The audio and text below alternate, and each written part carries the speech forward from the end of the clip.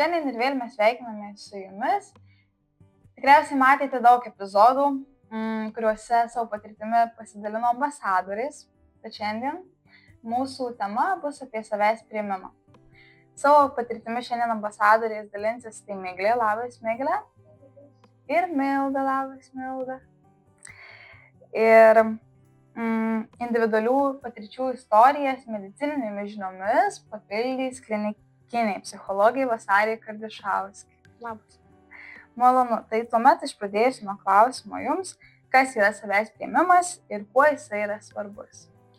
Tai savęs priėmimas, dažnai ir sakoma meilė savo, ar ne, tai populiariai, tai yra labai daug dalykų, bet esmė tai būtų tokia, kad aš suprantu, jog aš esu žmogus pasaulyje kartu su kitais žmonėmis ir aš save priimu su visomis savo stiprybėmis, su visomis savo silpnybėmis, tokį, koks esu. Tai dažnai tas girdimas meilė savo, ar ne, yra, kad priimu ir savo tiek fizinį kūną, ir charakterio savybės, ir tam tikrus įvairius kitus dalykus. Ir dažnai irgi kalbama, kad tai sunku pasiekti, sunku ar ne pilnai mylėti save ir priimti save toks, koks esi, nuolat kažką nori keisti, bet tas savęs priėmimas siejasi ir su tuo, kad tu supranti, kad tu esi nuolat judantis, besikeičiantis ir tobulėjantis žmogus, bet tam tikrą akimirką, ypatingai nesėkmės akimirką, sugebi save priimti tokį, koks esi toje akimirkoje. O kaip pastebėti, jog aš savęs nepriimu? Tas savęs nepriėmimas gali pasireikšti daugybę įvairių dalykų, tai pavyzdžiui, didelė kritika savo įvairiose situacijose, savo gebėjimų nuvertinimas, sunkumas priimti komplimentus, kitų kažkokius sakomus gražius žodžius. Tai gali būti taip pat sunkumai kurti santykį, pavyzdžiui, romantiniai santykiai kurti, nes aš galbūt tam žmogui esu per prastas ir yra geresnių ar ne žmonių šitam būtent žmogui. Draugystės gali būti sunku išlaikyti, nes atsiranda mąstymas, kad su manim neįdomu, jis turi geresnių draugų, ar ne, pamačiau, kaip jie smagiai leidžia laiką su kitu draugu, su manim taip nėra smagu. Tai taip pat ir dažnas toks lyginimas su kitais ir dažnas savęs nuvertinimas. Čia gal būtų pagrindiniai tokie mūsų gyvenimo pastebimi pavyzdžiai. Miglė, kaip tu supratai, jog tu savęs nepriimi? Tai turbūt viskas prasideda dažniausiai mokykloje, galbūt, nes mes visi ten susitinkam, ar ne? Tai esu patyrusi patyčias dėl savo išvaizdos. Tai turbūt dažniausiai ir pradedi save kritikuoti, savo išvaizdą, kai savęs nepriimi, kaip ir minėjau. Taip pat galbūt, kai išsikelia savo aukštus reikalavimus, nepasverdamas to ir, sakykime, galim pasakyti pavyzdį, kad ne visi mes esam gamūs matematikai. Ir pavyzdžiui, matematika nėra mano stiprioji pusė. Ir būtent kiti mokslai man ėjosi puikiai. Bet po matematikos negavau 10 ar ten 8. Ir tada tu save pradedi nuvertinti. Tu sakai, aš čia viską stengiuosi ir nieks man nesigauna.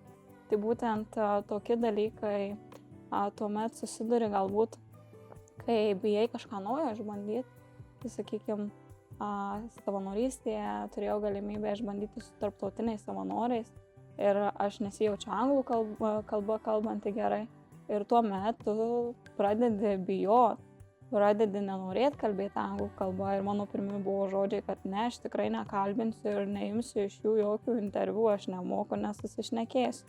Bet tada, kai tu pabandai, kai tu išdrįsti, kai tu galbūt tave paskatina ir kiti savim pasitikėti, tuomet pamatai, kad nėra taip baisu, kaip yra. O kas tau padėjo išdrįsti? Tai turbūt kiekvieną dalyką asmeniškai, sakykime, reikia pačiam pereiti, bet iš savanorystės pusės, tai, sakykime, mano mentoriai, žmonės, kurie mane lydėjo.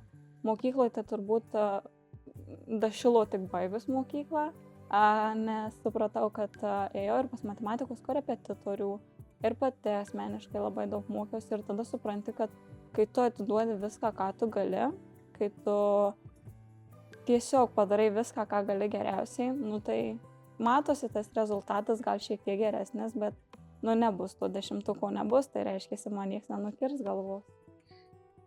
Ką patartum Vasarė Miglės atveju, kaip savo padėti?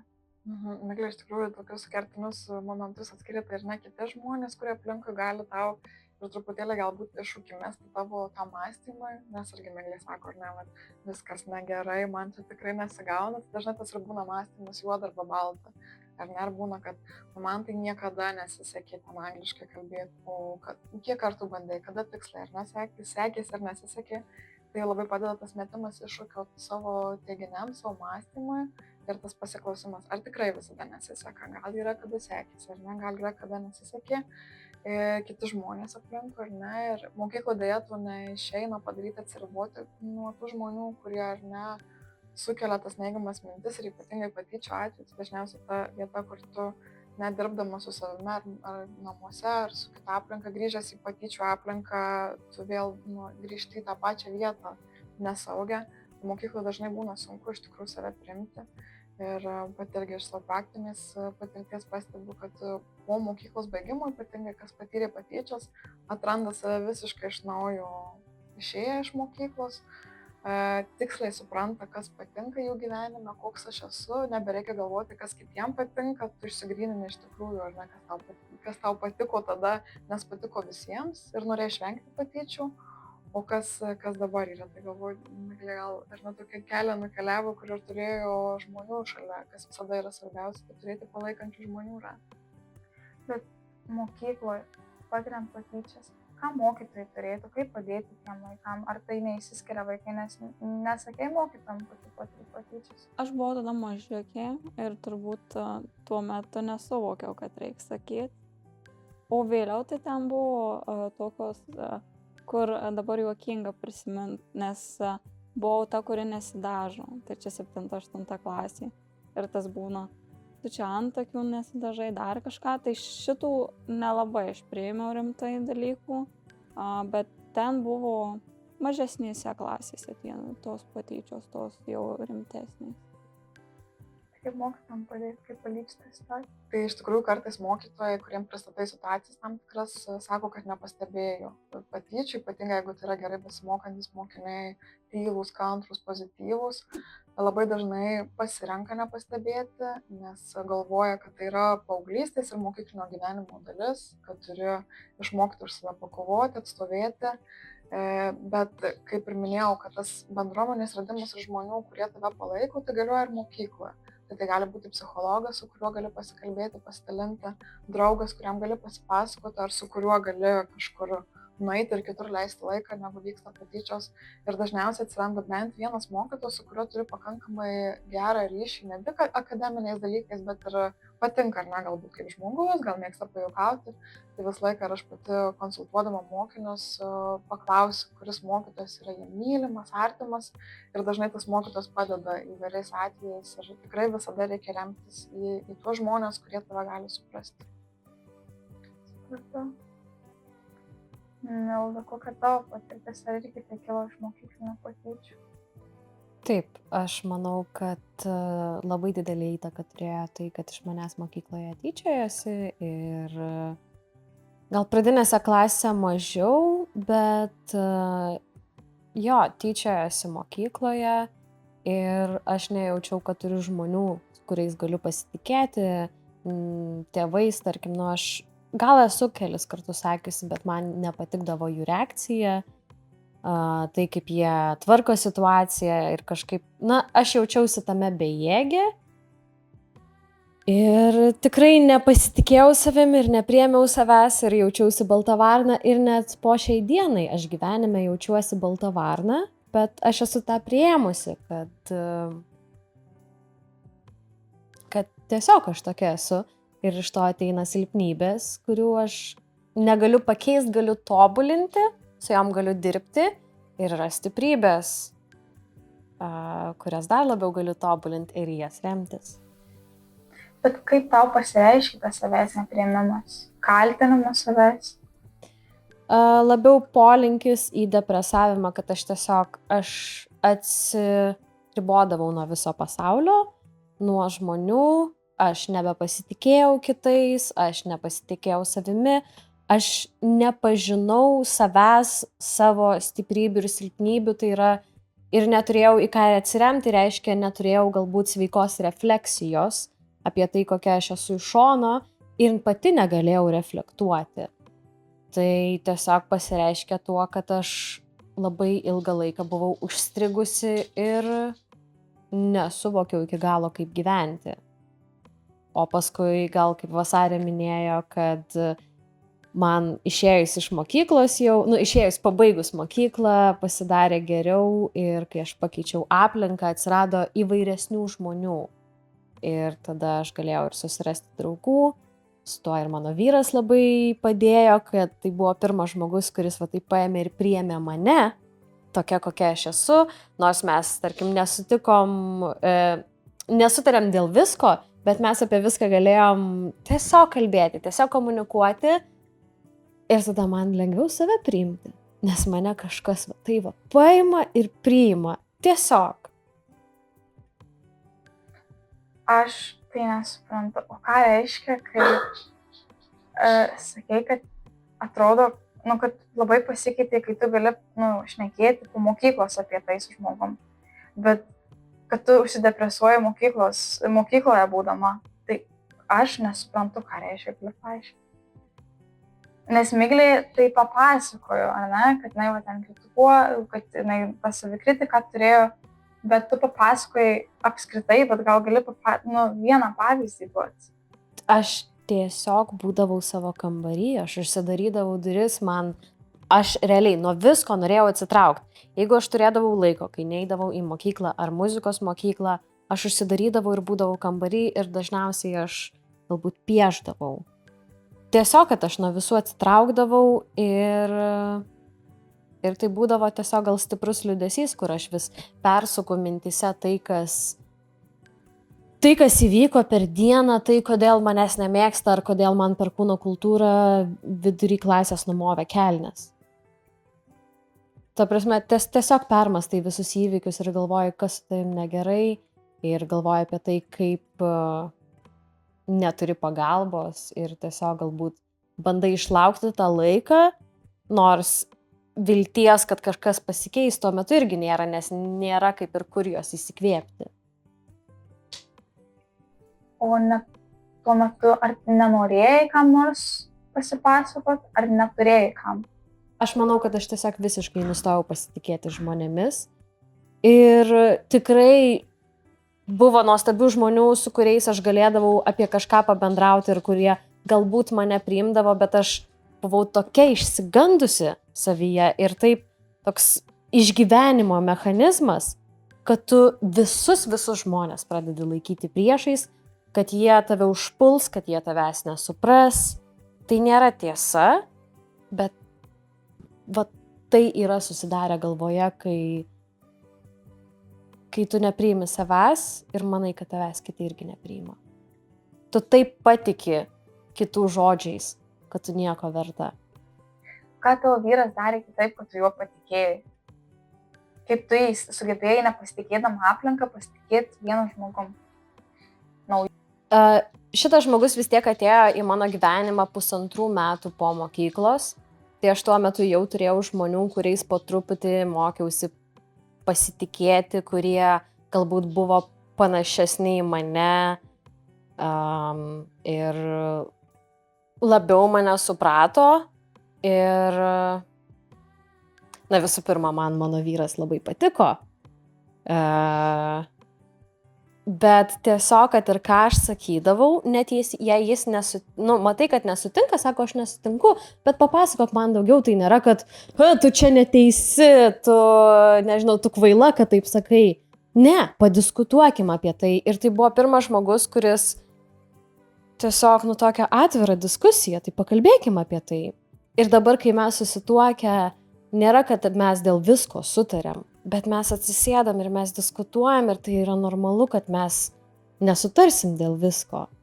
Tai, kad mes esam kitokie žmonės, kad mes nesam tokie patys kaip kiti, neduoda mums teisės kritikuoti kitą žmogų, o jo labiau kritikuoti save, nes iš tikrųjų, kai pradedi priimti save, tokia kokia esi, tai ir kitus pradedi labiau priimti. Bet tau padėjo priimti save tavo vyras? Aš manau, kad jis buvo labai labai didelė pagalba. Vis tiek kiti žmonės nepadaro darbo už mus, bet jis buvo tas, kur, go Milda, tipo, tu faina, tu gali ir tą, jo, čia yra tavo silpnybės, mes su jom galim dirbti, bet čia yra tavo stiprybės ir tu esi normali ir faina, ir mes visi esam normalūs ir faini. Kaip padėti žmogui, kuris atrodo iš šono, kad savęs nepriima? Kaip paskatinti, kaip tai paskatino Milda? Iš tikrųjų dar noriu paminėti, kad kartais būna kitą lengviau priimti negu save ir pateisinti 100 dalykų, ar ne?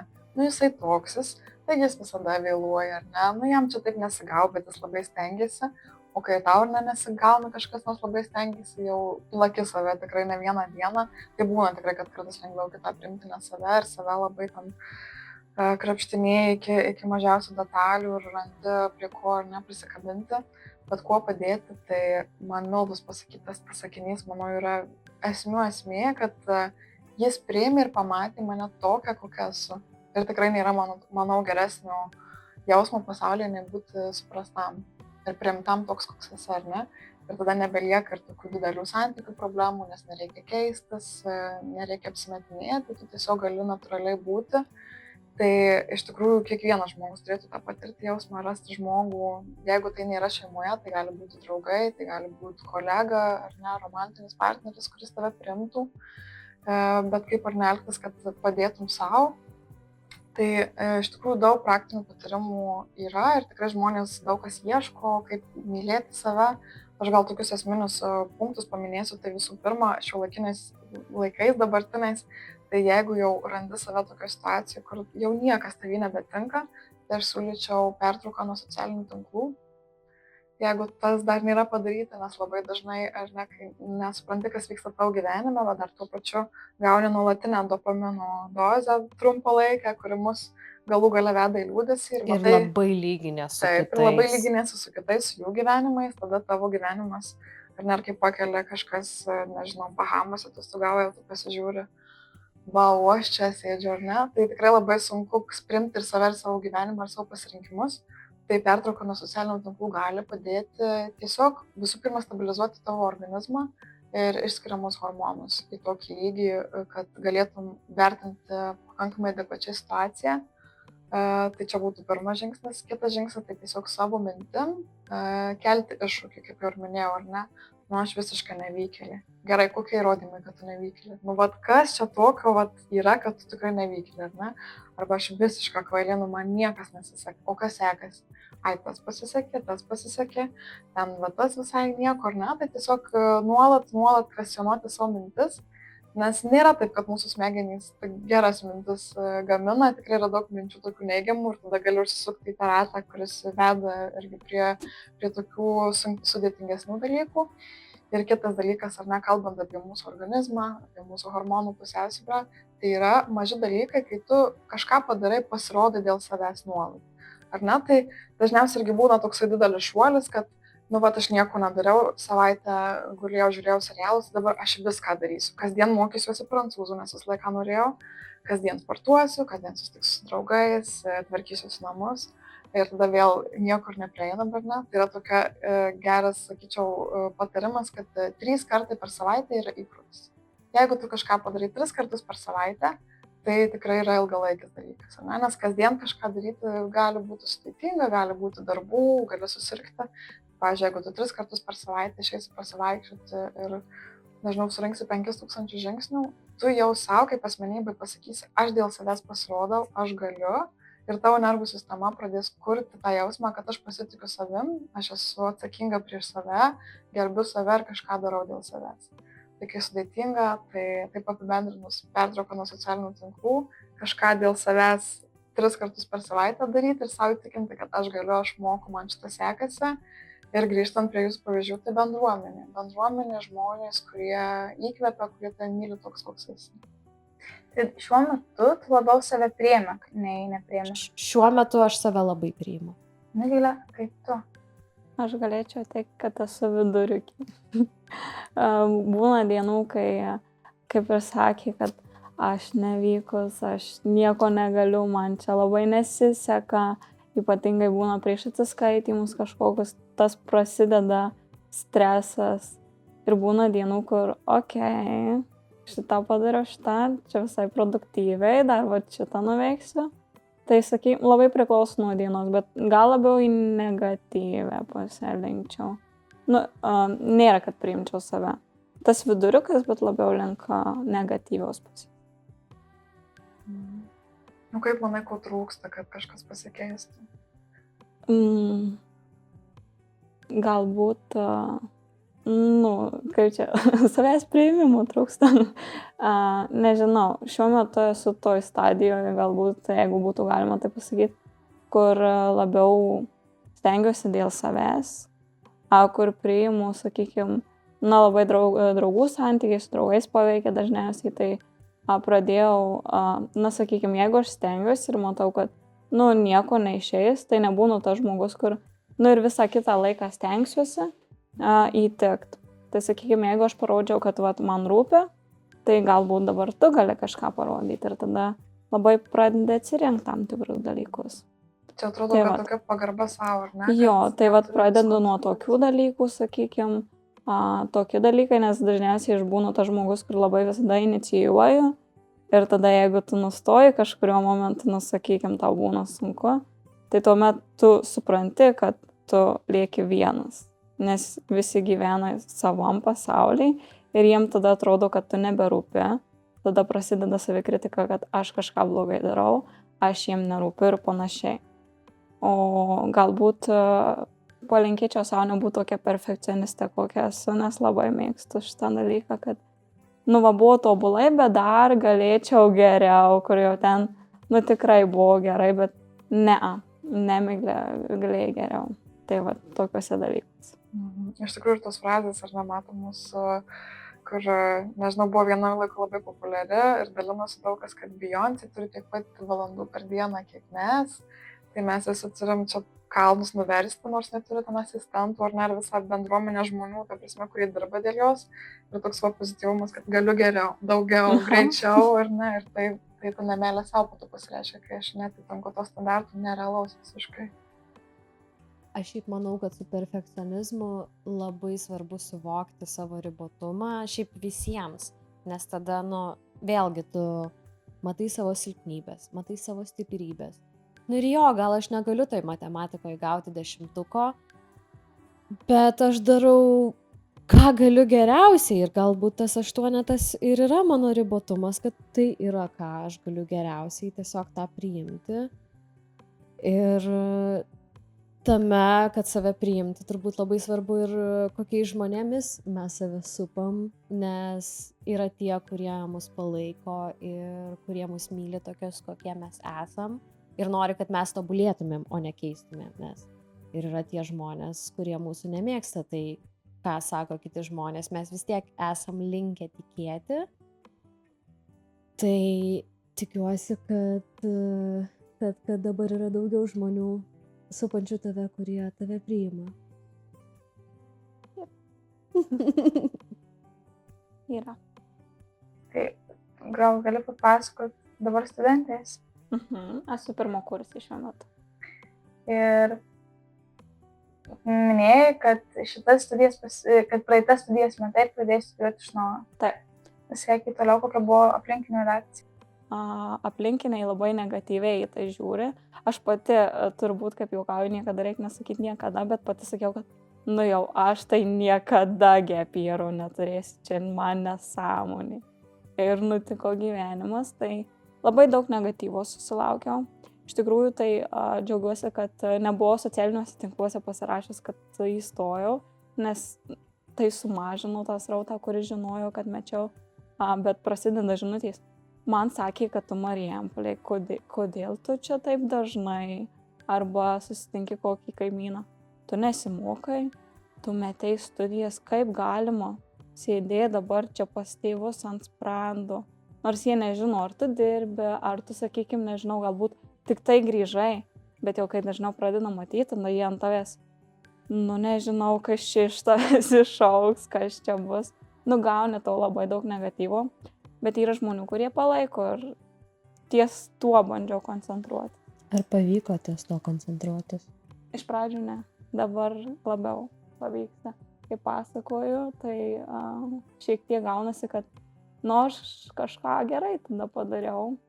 Nes, sakykime, labai pergyvenau ir dar dabar kažkiek yra tas kaltės jausmas, kad aš mečiau, bet tada aš prisimenu praeitus metus, kad aš dirbau per 2 darbus, kad aš padariau pirmą savo darbų parodą, sakykime, kad atradau naujų dalykų ir, sakykime, dabar esu ten, kur esu. Tai, sakykime, tai labai džiugina. Atradau naujų kolegų, dirbu, sakykime, dabar tą patį darbą, tik tai kažkiek kitaip. Tai būtent tokie dalykai irgi yra patirtis. Ne studijų, ne 1 metų studijų, bet kitokia patirtis. Patirtis tarp eilučių. Taip. Vis tiek yra patirtis. Taip. Ir stojai šiais metais tą pačią studijų kryptį ir kažkur kitur? Šiek tiek pakeičiau, nes pernai aš buvau pradiniam, o dabar pakeičiau į specialią pedagogiką, specialioji pagalba. Tai, sakykime, čia yra kaip logopedija, sakykime, specialioji pedagoginė pagalba, tai skirstoma į logopediją ir specialioji pagalba. Tai aš pasirinkau specialiosios pagalbos studijas. Ir tau šitam sprendimui įtaką padarė būtent tas gap yearas? Taip. Nes aš pradėjau dirbti mokykloje mokytojo padėjėja, tai būtent tas darbas, tu dirbi su ugdymuose specialių poreikių turinčiais vaikais. Bet tu tiem vaikams esi labai svarbi ir tau jie tai parodo. Taip. Ir tau tai padeda pasitikėti savim tas darbas? Manau, kad šita profesija ir šita patirtis, kurią turėjau pernai, labai davė daug pasitikėjimo, nes man ir dabar būna mano mokiniai skambina, sakykime, toj klasėje, kurioje buvo, vaikai be specialiųjų ugdymosi poreikių man skambina, nes jie jau ten mane pasikvietė į draugus, jau mokytoja, ką jūs veikiat, ir skambina su vaizdu ir taip juokinga, aš einu į paskaitas ir kalbu su savo mokiniais antrokais dabar, tai labai smagu. O tie vaikai, aišku, kad jie pasiilgsta dažnu atveju. Sakykime, ką pastebėjau savo darbe, kad dabar jie negauna tiek meilės, kiek galbūt mūsų kartą gavo, nes atima socialiniai tinklai labai daug. Ir sakykime, kai tu ateini į klasę ir pas tave bėga pulkas vaikų, tave apsikabinti, tai turbūt tai yra geriausias jausmas. Arba kai mokytoja nori pas jus ant kelių pasėdėti. Ne, dar nebus pamoka, dar norime žaisti su jum ir panašiai, tai turbūt tas ryšys ir yra geriausias su mokiniais. Jisai skatina pasitikėjimą savimi, savęs priėmimą? Negalėčiau sakyti 100%, kad skatina, bet sakykime, gal tu jautiesi geriau, kai žinai, kad tau ten gera. Sakykime, ir tai prisideda prie to pasitikėjimo, kad, pavyzdžiui, man tikrai labai daug darbe mano leido pasireikšti kaip padėjėjai, sakykime, nes leido ir užduočių pakurt, sakykime, aišku, su pedagogo pagalba, bet jie pasako, ar tai yra gerai, ar per lengva, ar per sunkiai užduotis. Ir tu, kai tau leidžia atsiskleisti, sakykime, per kitas prizmes, arba kai leidžia kažką paruošti, tai tuo metu daugiau ir savim pasitikė. Tai manau, kad prisideda, bet galbūt negaliu sakyti 100%, nes ne visada gal tobulai kažką padarai ir tada vis tiek kažkiek prisikabini prie savęs ar dar kažkas. Tai va tiek. Kas dar gali padėti sustiprinti pasitikėjimą savimi? Iš tikrųjų dabar irgi gal ir apie tas ugdymo įstaigas ir aš pati turiu patirties, kadangi dirbu tiek darželį, tiek mokykloje, tai galvoju, tie mokiniai yra tokie kaip lakmuso popierėlis, tikrai tu ten prie jų nieko nesuvaidins ar ne, ir arba jie tave priima kaip mokytoją, arba kaip žmogų, arba ne. Galvoju, Miglės patirtis, ar ne, tas priėmimas betarpiškas vaikų, kur tu po to net nori už kabineto ribų su to žmogumi leisti laiką, nes su juo taip smagu, taip gera. Ir galvoju, kartais dar nors savęs pilnai nepriimi, bet gali kitus žmonės priimti, ar ne, ir kad tie mokiniai gali patirti, kas yra tas savęs priėmimas, kad mane myli tokį, koks esu. Tai galiu tik tais pasikartoti ir pasirašyti su ties kiekvienu žodžiu, kad bendruomenė, žmonės ar ne, yra kartais lengviausia užsidaryti ir paskęsti visą savo mintyse ir save vis ar ne dėl kažko kaltinti, tas analizuoti situacijas. Tikriausiai visi patyrė, kai prieš miegą ateina visos gėdingiausios istorijos nuo vaikystės iki vakar dienos, kas tau nutikė, ar ne. Tai kartais lengva tame paskęsti. bet ieškoti savęs, ieškoti žmonių, su kuriais jautiesi gerai ir kuriem pats gali tą suteikti. Gal Miglės istorija, ar ne, kad atsitraukimas iš kažkur, kuris galbūt socialiai gali būti įvairiai vertinamas, bet dabar jie atrado visai save kitaip ir atrado kitą kelią ir kitus žmonės. Tai savęs priėmimas yra paieškos jau savaime, bet reikia nepamiršti, kad tai vyksta pasaulyje su daugybė kitų žmonių. Ir mes visi ieškom savęs, ieškom būdų, kaip save priimti, tai su kitais tai daryti yra lengviau. Tai gal tuomet po palinkėjimą savo pačioje kelio pradžioje, jeigu reikėtų atsukti laiką. Gal ne viskas turi būti 110% visada gyvenime. Kartais reikia ir tų kalniukų, kur ne viskas tobulų turi būti.